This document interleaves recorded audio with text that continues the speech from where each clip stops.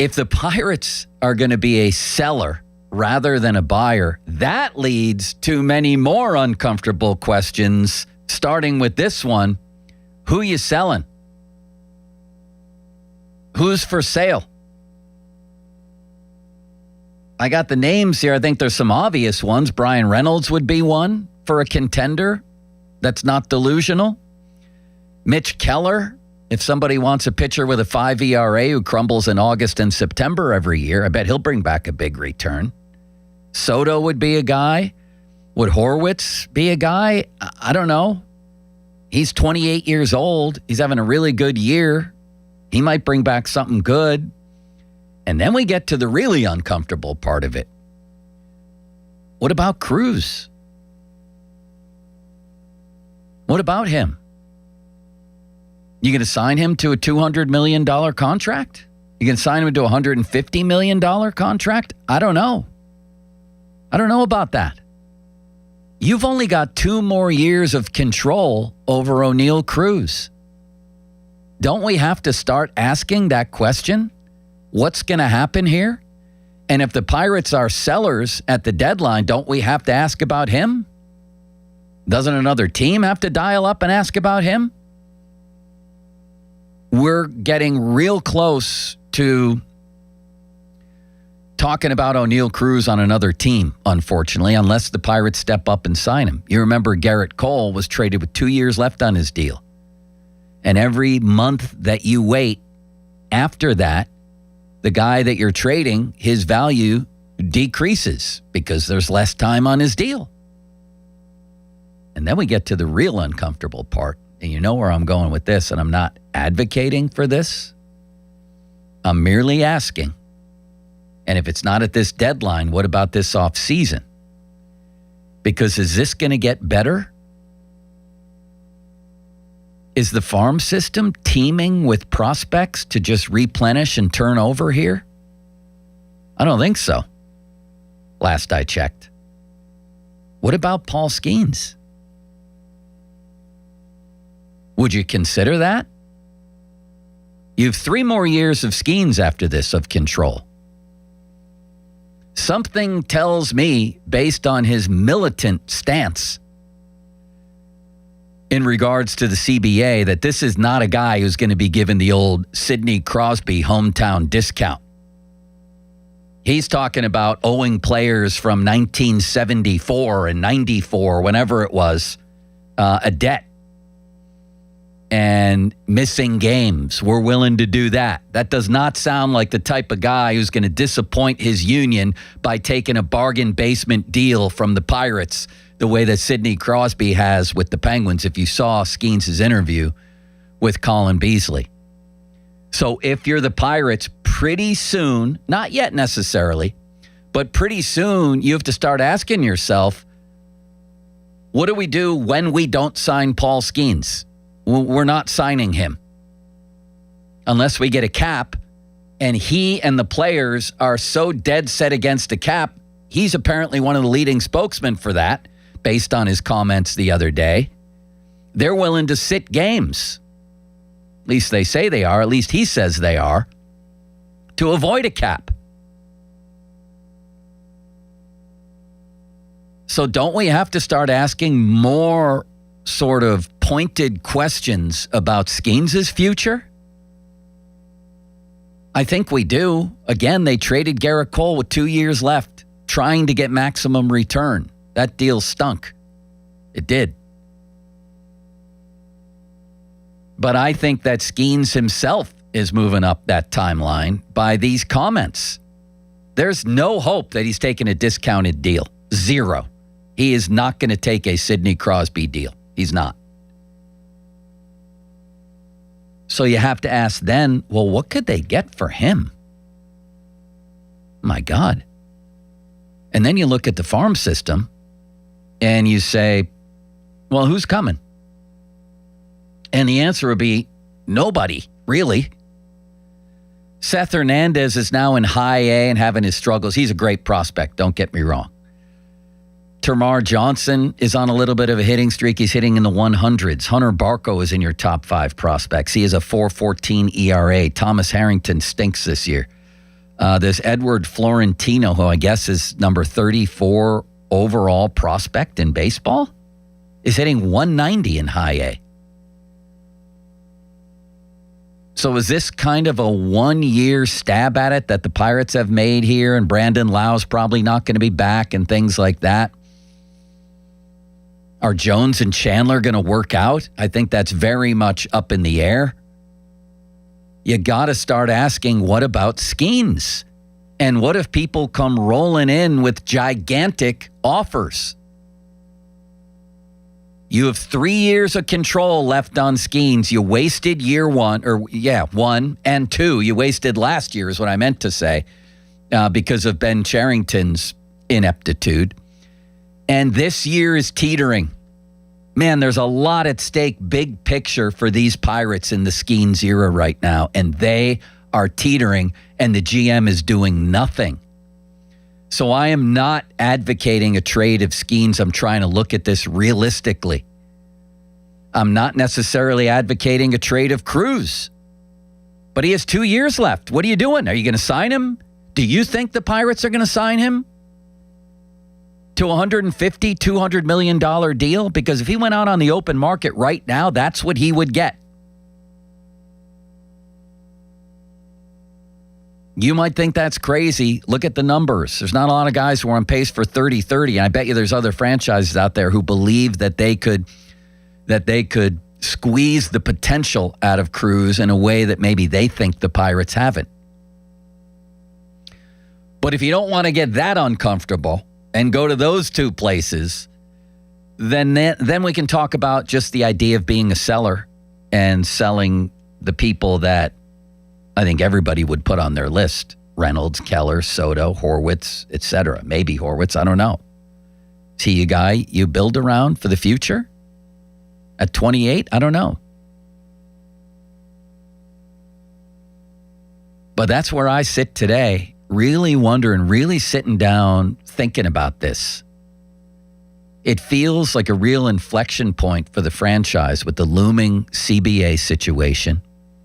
With Skenes' comments the other day, which were as pointed as you could get from the player side.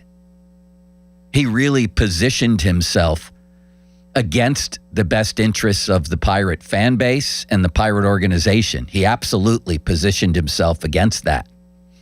Doesn't mean he's wrong necessarily, although I think he is. 412-928-9370. 928-9370. Where are we going here? Do the Pirates bounce back and everything's good and it looks like it did, I don't know, a week and a half ago? Is this just part of the ups and downs of a long baseball season and we still believe that this is a good team? Or do we think that this is simply going to continue? That without Cruz and Griffin and with the pitching suddenly gone south, even the rotation, that this is going to get worse? Are they? We had people on this station calling them a top 4 team in baseball, for God's sakes, 2 weeks ago. The more pertinent question is, are they a bottom 5 team in baseball right now?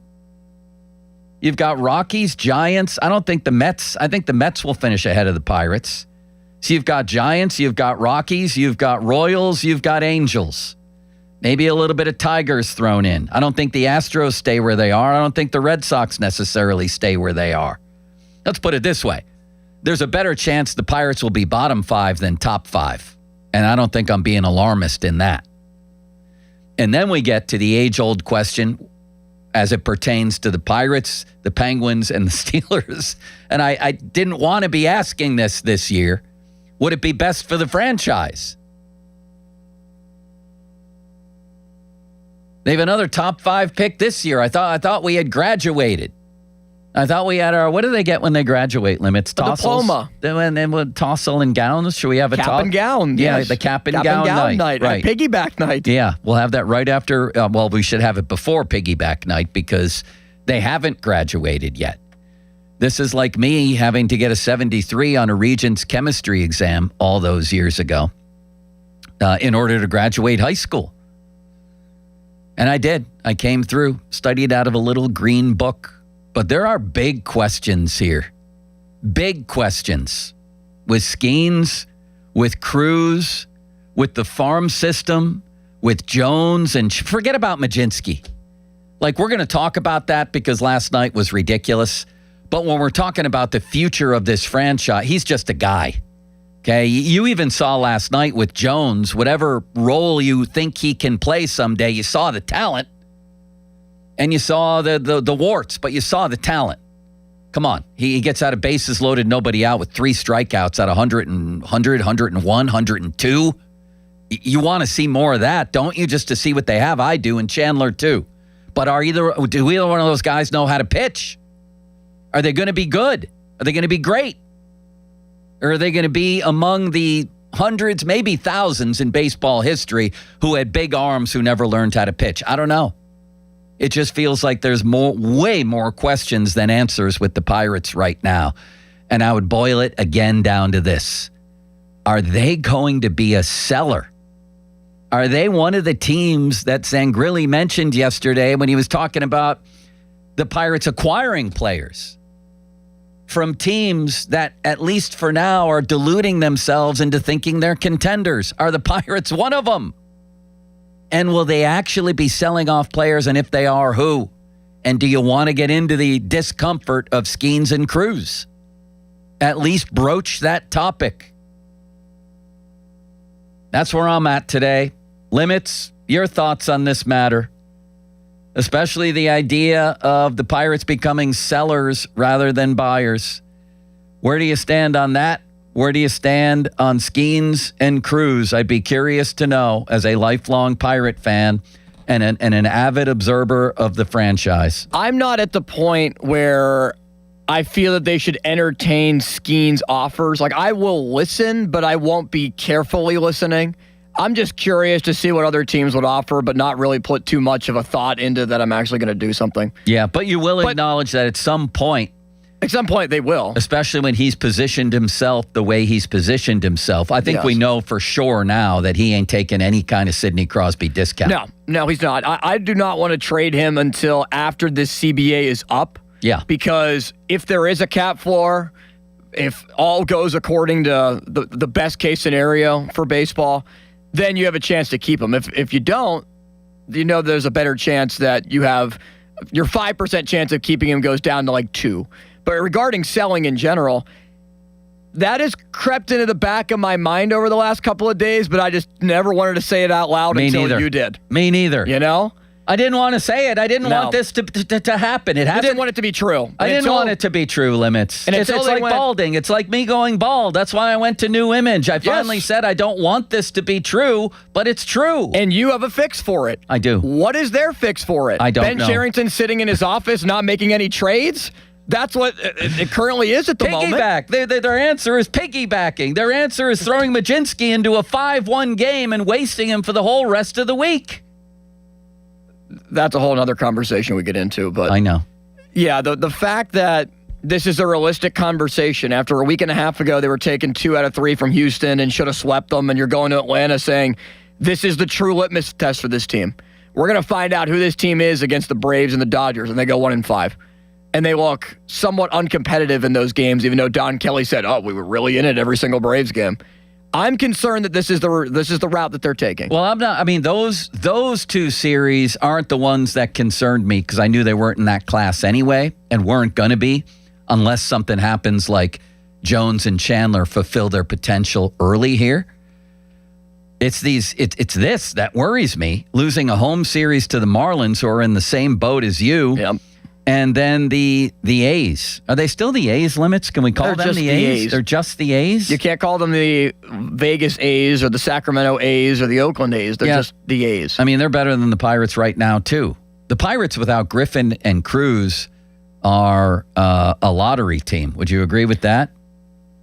At the current moment, they're playing like it, yeah. Like, I still think this is a good lineup. Their rotation, their pitching has been awful. You think this is a good lineup right now? I'll call it an average lineup. 2 might have been too strong of a compliment. Okay. You know, with still having Horwitz is having a good year, and Lau and Reynolds and O'Hearn and Gonzalez hitting 300. But other than that, the length in their lineup is gone. Like Tyler Callahan, the The roses and rose-covered glasses of looking at him have worn off. Jared Triolo is awful. Like, he is basically Key Brian Hayes 2.0. Yeah. We don't even need to go down the Henry Davis road. Well, I mean, this is what happens again. And this is also figures into the Cruz and Skenes talk, as crazy as it might seem and as rage-inducing as it might be. This organization is not deep.